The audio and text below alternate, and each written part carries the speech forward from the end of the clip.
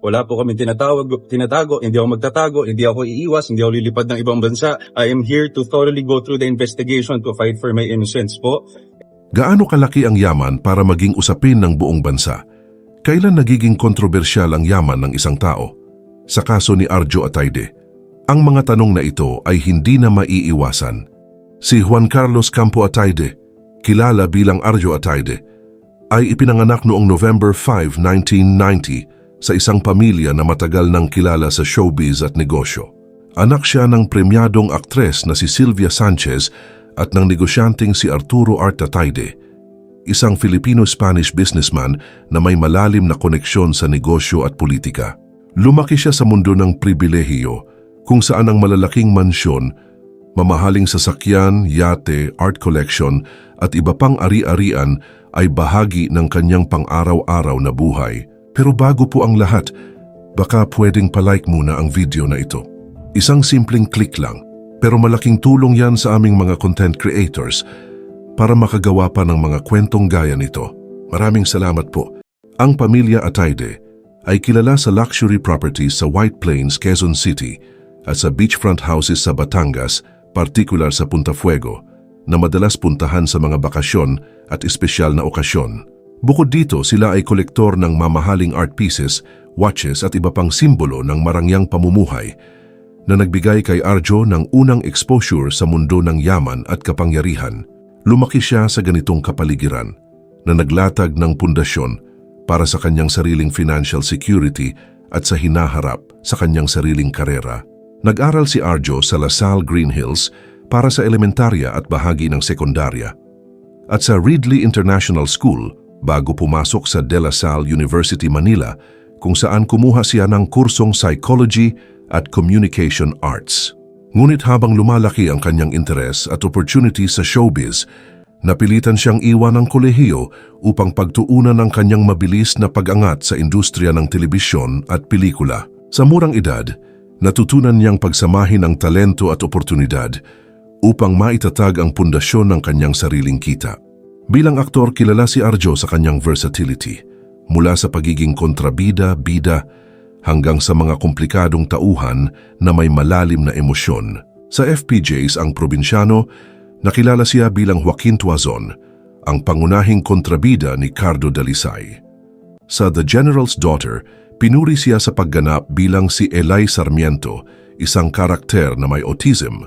Ngunit ang seryeng Bagman ang tunay na nagpasikat sa kanya sa international level, kung saan siya ay nanalo ng Best Actor sa Asian Academy Creative Awards noong 2020, kauna-unahang Pilipinong aktor na nakamit ang prestihiyosong parangal.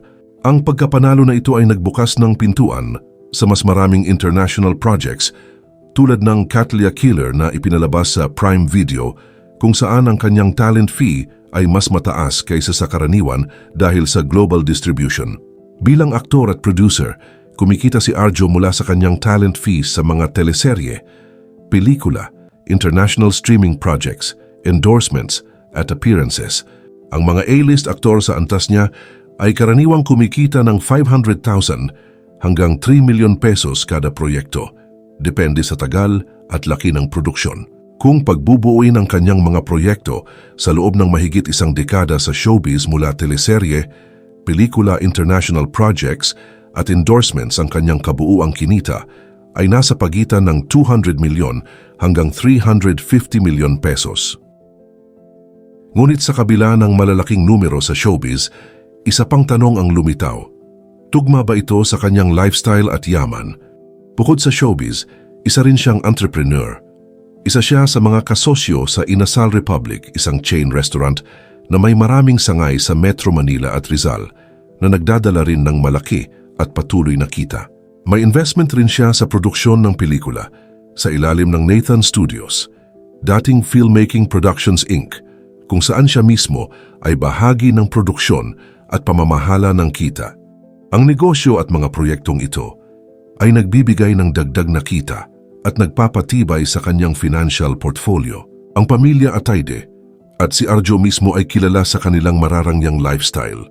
Mayroon siyang Toyota Land Cruiser LC300ZX trim, wedding gift mula kay Maine Mendoza. Mayroon din silang yate at jet skis, art collection, luxury watches at iba pang mamahaling kagamitan. Meron silang beach properties sa Batangas at mountain lodges sa Baguio. Kabilang ang Punta Fuego at Alpha Land Baguio Mountain Lodge.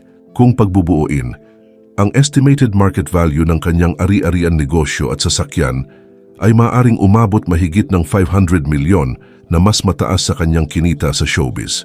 Noong July 28, 2023, lalo pang lumawak ang yaman at impluensya ni Arjo nang pakasalan niya si Maine Mendoza, ang kilalang phenomenal star na may sariling negosyo kabilang ang McDonald's franchises.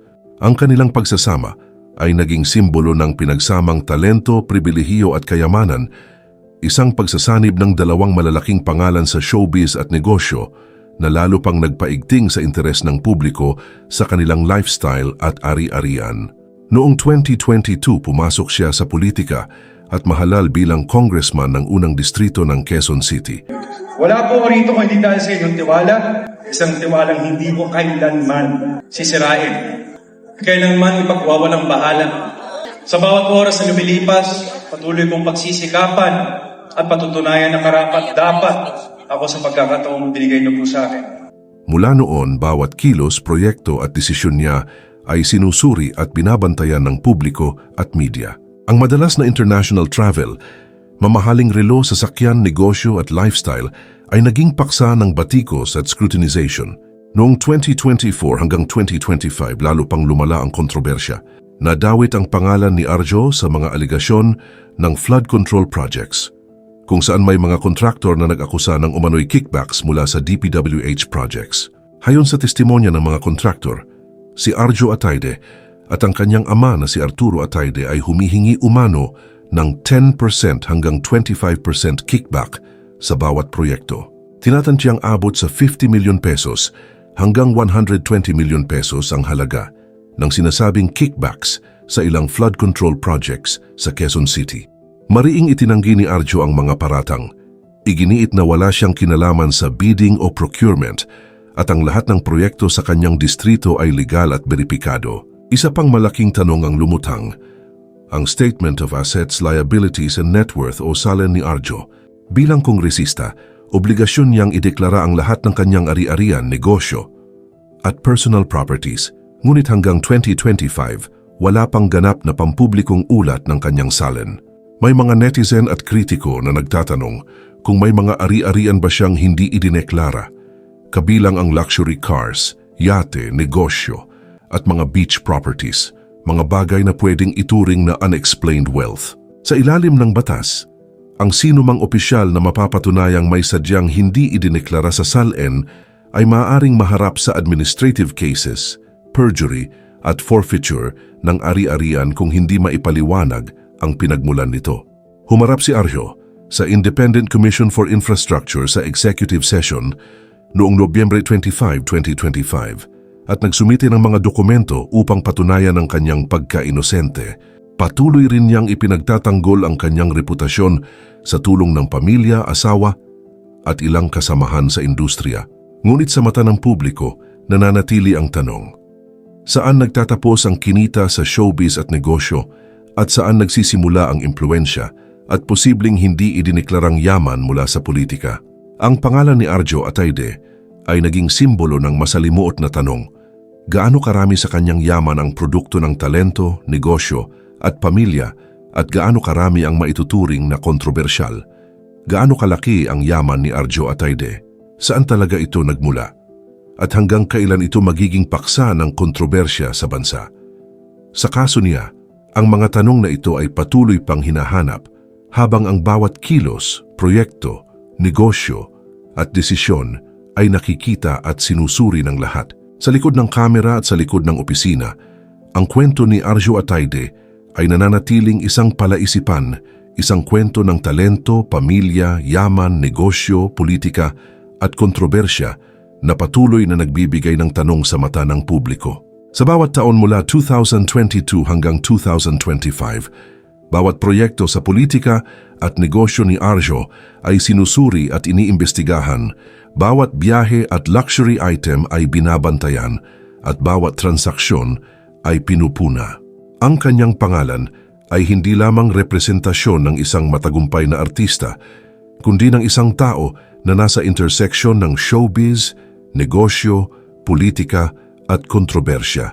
Isang buhay na puno ng kayamanan at kapangyarihan, ngunit kaakibat ang walang tigil na scrutinization ng publiko. Ang tanong ng bansa ay nananatili, paano naipon ang kayamanang ito at gaano kalinis ang pinagmulan nito?